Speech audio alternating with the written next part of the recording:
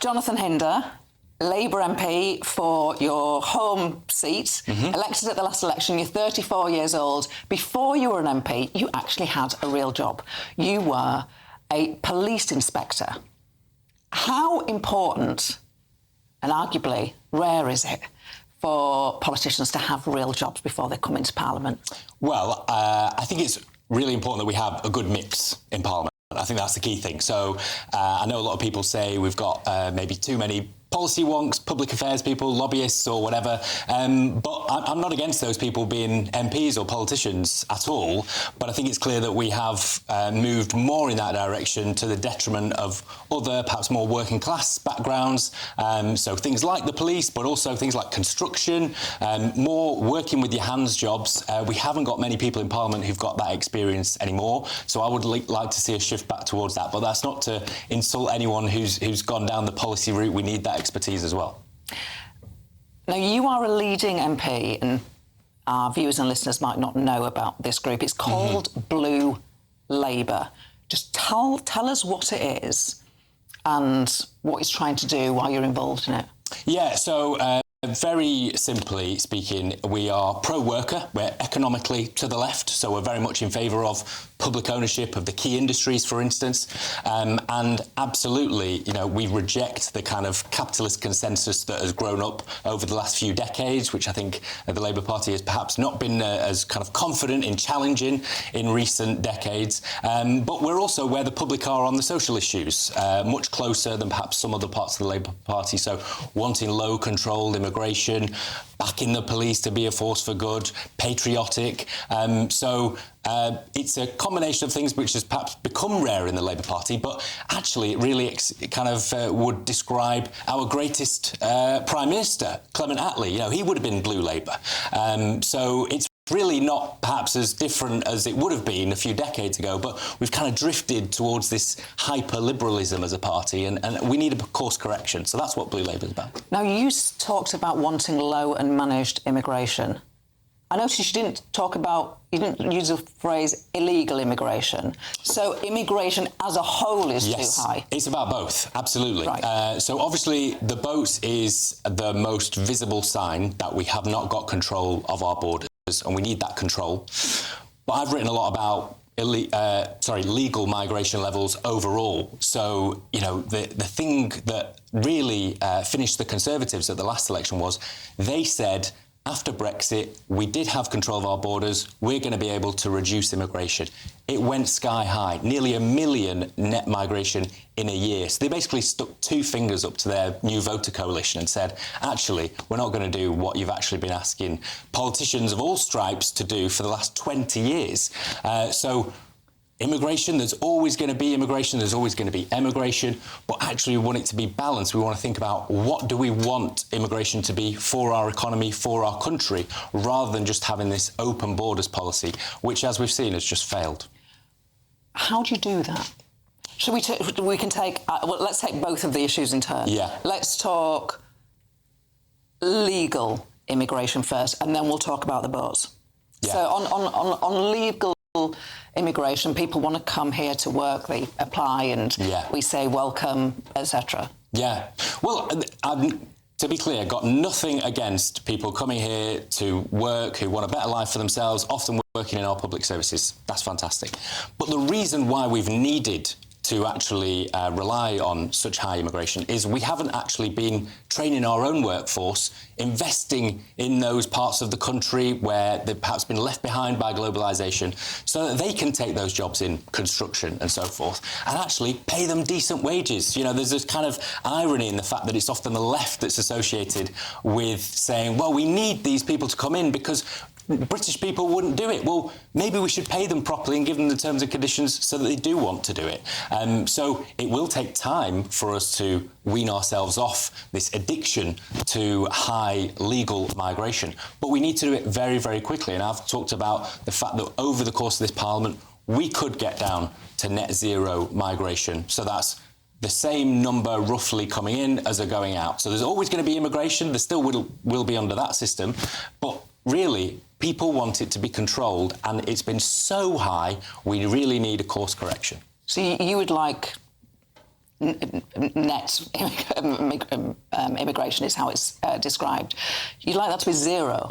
Well, it's not zero immigration. Yeah, it's but the balanced. number of people leaving and the number of people joining. It's balanced. Is sort of one cancels out the other. Yeah, exactly. We've gone from having 1 million net migration in a year.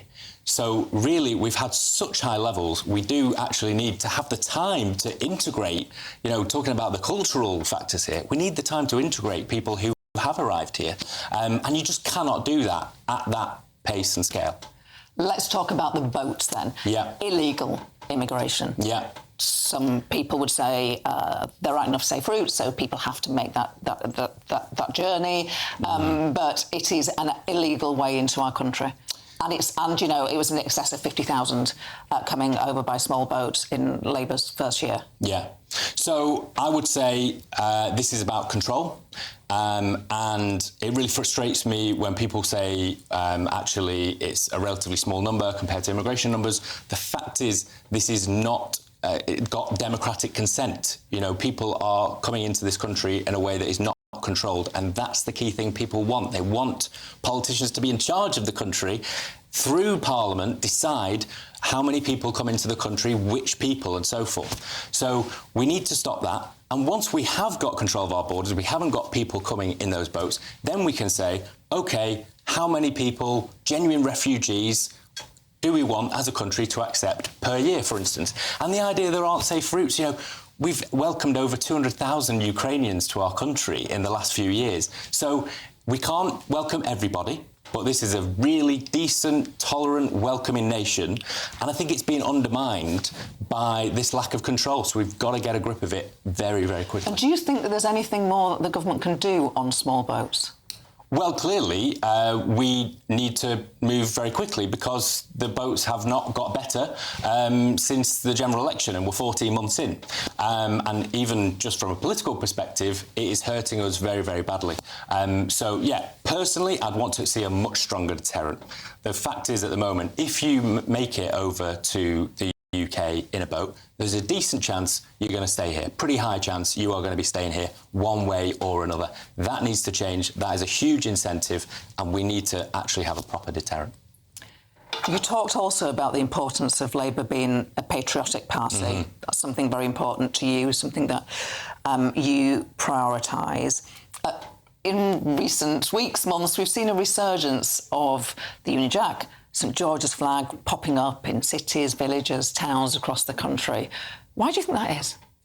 Yeah, I think there's lots of different things going on there, but I think it is probably the culmination of this idea that there are lots of flags being flown, but they're not necessarily the British flag or the English flag. They're about particular groups, whether it's a kind of minority or some people from a particular country. We're incredibly proud of the fact that we're really diverse and we're happy for people to celebrate their heritage. But actually, you don't see the British flag as much. Now, obviously, there are some people who are perhaps using it for a different political purpose. But personally, I'm very happy to see the St George's flag flying, and I'm even happier to see the Union flag. I'm a really staunch Unionist, son of a Welshman, family in Scotland, and I think maybe there's a little bit in there about the kind of increase in the kind of Scottish and Welsh nationalism, meaning that England is feeling like, well, actually, we want to be proud of our English identity as well, which is absolutely fine, but within the United Kingdom, as far as I'm concerned, proudly British and want to keep those nations together. So how do you, as somebody who holds these values in the Labour Party, and, there'll be lots of people, including in the government and the cabinet, who would say, absolutely, he's right on this. But you formed this group, or you're part of this group called Blue Labour. How do you actually campaign for the Labour government to be more in tune, or as much in tune with you as you like? Well, I'm a new MP, so still finding my way.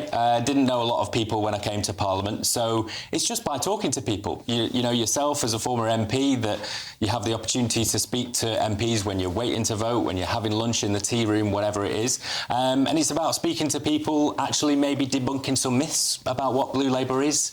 I think there's maybe this idea that it's not a Labour tradition. I would say it absolutely is the core Labour tradition. So when you actually speak to people, I think you can bust some of those myths, and we're getting more and more people coming towards us, coming to our meetings and so forth, identifying with it. So, yeah, I'm encouraged. Final question. Can Labour still be the party of the working classes? I desperately hope so, and that is what I'm fighting to ensure we are. The last thing I want is for our party to abandon the working class to Nigel Farage and Reform, because I think they will be an abject failure. But this has been decades in the making.